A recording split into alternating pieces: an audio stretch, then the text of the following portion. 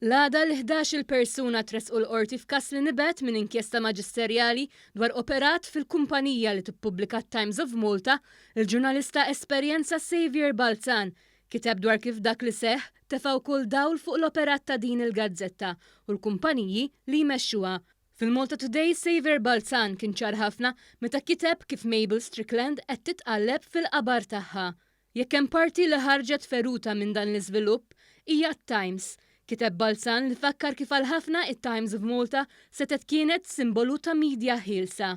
Xavier Balzan fakkar kif hemm kwistjonijiet ta' trasparenza li t-Times of Malta titlob minn ħaddieħor li jidher li ma japplikax għalija.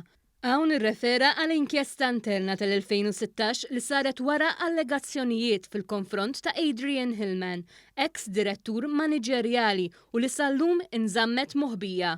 Il-Times of Malta minnaħa l-oħra użaw l-editorjal tal-ħadd biex jiddefendu ir-reputazzjoni tagħhom billi qalu li l-linja editorjali tat-Times taħdem b'mod indipendenti minn dik kummerċjali li titmexxa mill-kumpanija Progress Press u Allied Newspapers.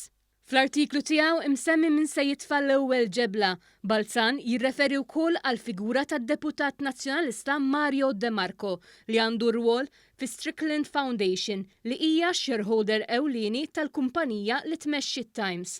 Saħansitra De Marco jaġixxi wkoll bħala avukat tal-Malta Enterprise li issa qed jirriżulta li setet kienet ifrodata mit-Times. Hawn Balzan jikteb li tgħid li De Marco qed isofri minn konflitt ta' interess kbir ma tkunx qed iġġebbida li titolbu jirriżenja mill-Fondazzjoni Strickland u mill-Partit Nazzjonalista billi japplika l-istess standards tat-Times of Malta ma tkunx qed tistaqsi wisq. Balzan temm ifakkar kif inkjesta interna inżammet moħbija sa mill-2016.